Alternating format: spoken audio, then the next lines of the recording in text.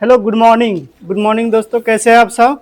देखिए आज क्लास 6 का साइंस है। कल जो पढ़ाए थे उससे आगे का टॉपिक है, ठीक है। तो कल पढ़ाए थे पौधे के बारे में। पौधे के दो भाग, एक जड़ तंत्र और दूसरा प्रोतंत्र। तो जड़ तंत्र हम कंप्लीट कर चुके हैं और आगे है प्रोतंत्र। आया समझ में। देखो जरा, प्रोतंत्र किसको बोलते हैं देखो, बीज जो बिया लेते हैं, बिया को जो रोपते हैं, तो बीज को क्या बोलते हैं? अंकुरित बीज। जो अंकुरता है, नहीं अंकुरता है, उसको क्या बोलते हैं? अंकुरित बीज। तो देखो, अंकुरता है तो उसमें से अंकुरित बीज के एक भाग जो होता है, देखो बीज में दो भाग होता है। ये है बीज, ये क्या है लिख देते हैं, अंकुरित बीज। रे गौर से सुनो, ये है क्या? अंकुरित बीज। रे अंकुरित बीज है, उस बीज को जो रोपेगा तो इसमें से दो भाग होता है। एक भाग का नाम, ये दोनों भाग है ना, इसके दो भाग। एक भाग का नाम क्या है? बीजांकुर। क्या बोलते हैं? बीजांकुर बोलते हैं। बीजांकुर है, ऊपर अनुस्वार लगा है। आम के छिलका देखा है, आम के आठी, आठी के जो फोड़ोगे तो दो भाग निकलेगा उसमें से। तो उसी भाग में दोनों भाग, अलग अलग भाग को उसको बोलते हैं बीजांकुर। क्या बोलते हैं? बीजांकुर भाग, ठीक है। देखो इधर, तो एक भाग जो जमीन के अंदर चला जाता है, बीजांकुर भाग जो है जमीन के अंदर चला जाता है, वो जड़ बन जाता है। क्या बन जाता है? और जो ऊपर चला जाता है वो परोह, पेड़ पौधे बन जाता है, वही परोह बन जाता है, परोह तंत्र। उसी को जो जमीन से ऊपर चला जाता है तो परोह तंत्र। क्या बनेगा? परोह तंत्र।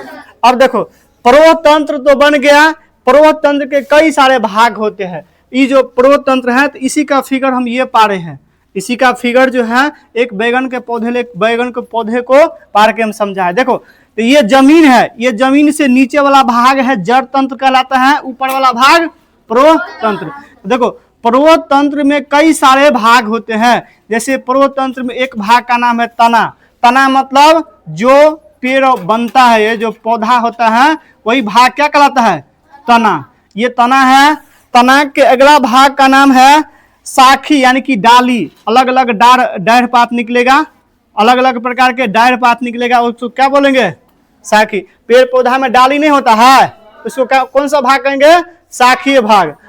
इसके बाद आगे होता है पत्ती। ये सब जो दिख रहा है क्या है? पत्ती। ये भी क्या है? पत्ती। ये भी पत्ती है, ठीक है। पत्ती से ऊपर जाएंगे तो फूल मिलेगा। देखो, ये भाग जो तुमको दिखा दे, यहाँ पार दी है फूल। ये कौन सा भाग है? फूल। अब फूल, और इसके बाद क्या है? फल। ये वाला भाग जो है क्या है? फल। ये फल मतलब बैगन पार दिए हैं, ये फल भाग। तो पूछेगा, गौर से समझो, पूछेगा तुमको परोह तंत्र के कितना भाग? रे परोह तंत्र के कितना भाग होता है? पहलुका तना भाग आएगा, दूसरा शाखा भाग, शाखा मतलब डाली, तेसर भाग जो आएगा उसका पत्ता, ठीक है। चौथा भाग आएगा उसको फल, इसके बाद और फल हो गया, इसके बाद फूल। फूल फल ये सब किसका भाग है? परोह तंत्र का। समझ में आ गया? अब देखो, तो इस सब को बारी बारी से पढ़ना है हमको। सबसे पहले पढ़ेंगे तना। क्या पढ़ना है? तना। इस तने के बारे में हम सबसे पहले पढ़ते हैं। देखो इधर, यह इसको मिटा देते हैं। तुमको गौर से समझो, अंकुरित बीज बोलेगा तुमको, तो जो बिया होता है और बिया में से जो डिम्ही फेंकने लगता है ना, उसी को अंकुरित बीज बोलते हैं, ठीक है। अंकुरित बीज के दो भाग होते हैं। कितने भाग? दो। मतलब दो, उसमें दो भाग बटा हुआ रहता है। जो दोनों भाग को मिला नाम है क्या है? बीजांकुर नाम है। क्या नाम है? बीजांकुर। बीजांकुर नाम है। समझ में आ गया? तो ये परिभाषा तुमको पूछेगा तो क्या बताएगा? पौधे का मतलब, देखो, अंकुरित बीज का वह भाग जो बीजांकुर है, उसमें से जो जमीन के ऊपर चला जाता है, वही क्या कहलाता है? परोह तंत्र। क्या कहलाता है? परोह तंत्र। और जो जमीन के नीचे चला जाता है वो क्या बन जाता है? जड़। अंकुरित बीज का वह भाग जो जमीन के नीचे चला जाता है क्या कहलाता है? जड़ तंत्र। समझ में आ गया? अब इसके बाद है, सबसे पहले तना भाग पढ़ते हैं। देखो इधर, गौर से देखोगे तो तना जो है नीचे जड़ मिट्टी से ऊपर, मिट्टी जो है वहां से ऊपर और पत्ती तक। देखो ये पत्ती यहाँ से डाली है वो निकलेगा, इसमें से पत्ती निकलेगा, ये भाग पूरा तना भाग कहलाएगा। कितना? पूरा क्या कहलाएगा? तना भाग कहलाएगा। ये पूरा तना भाग है। अब तने भाग में से अलग से फिर एगो डाली निकल जाएगा यहाँ से, ठीक है, डेढ़ निकल जाएगा, इसमें से फिर एगो निकलेगा, अलग अलग भाग आए समझ में। तो ये सब क्या कहलाएगा? शाखा कहलाएगा। इधर देखो, इधर ये पत्ती है, हाँ, और ये पत्ती है, ये तना है, और इस तना के बीच में से जो भाग निकलेगा वही कहलाएगा कौन? गठ या पर्ण संधि। देखो इधर तना में से जो पत्ती निकलेगा और तना वही तना ऊपर जाएगा, इसके बीच में से एक भाग निकल जाता है, उसी को कहते हैं गठ या पर्ण संधि। ऐसे समझ में।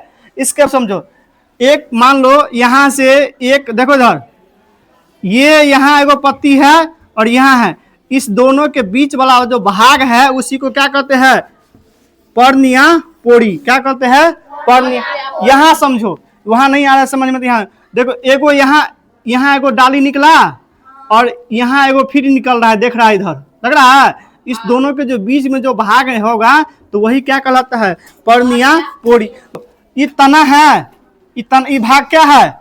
तना है, और इस तना के जो ऊपर से भाग और ऊपर में है बढ़ेगा ऊपर की तरफ, यही कहलाएगा शीर्ष कलिका। क्या कहलाएगा?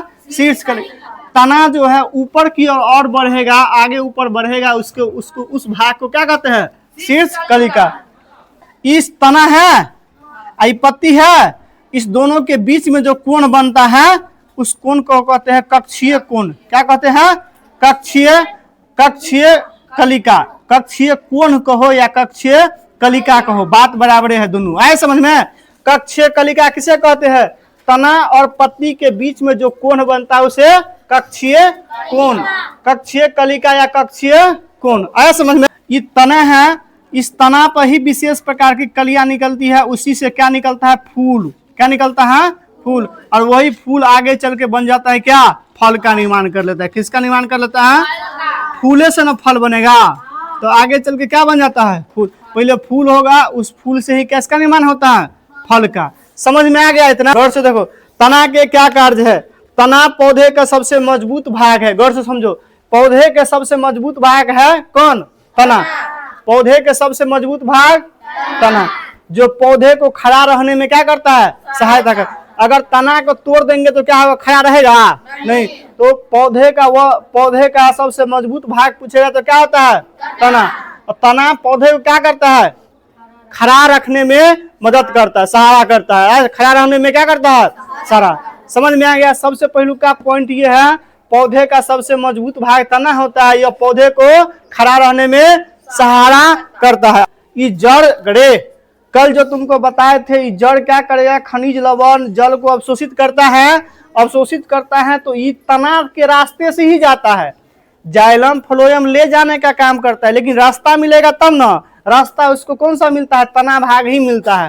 तना भाग जल को, खनिज लवण को ले जाएगा पत्ती तक। समझ में आ गया? किस रास्ते से? तो तना के रास्ते से। समझ में आ गया? तो पूछेगा दूसरा, पहलू का कार्य तो बता दिए, दूसरा कार्य क्या है? कि तना जो है, जड़ जो है जल खनिज लवण को अवशोषित करेगा, तो तना के रास्ते से ही पत्ती तक ले जाएगा खनिज लवण और जल को। आए समझ में? अगला क्वेश्चन एगो बन गया है बीच में, जल संवहन। क्या है? संवहन। गौर से समझो, जल संवहन किसको बोलते हैं? तो देखो, नीचे से जल खनिज लवण जड़ के सहारे लेगा, नीचे से जल खनिज लवण जड़ के सहारे लेगा और तना के रास्ते पत्ती तक पहुंचाएगा और ले जाएगा ना, तो वही क्या कहलाता है? जल संवहन। क्या कहलाएगा? जल संवहन।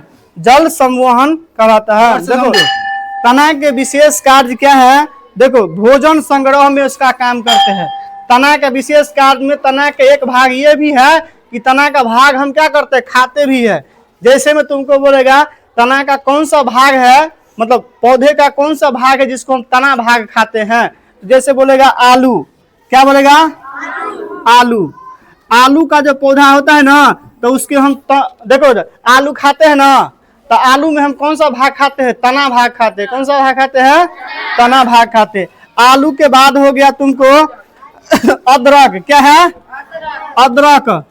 अदरक खाया है? हाँ, आदि जिसको बोलते हैं वो तना भाग ही खाते हैं। अदरक का कौन सा भाग खाते हैं? तना भाग खाते हैं। इसके बाद प्याज खाया है? प्याज हो गया। हल्दी खाया है? हल्दी खाया है? अरबी खाया है? अरबी, अरबी जानता है ना?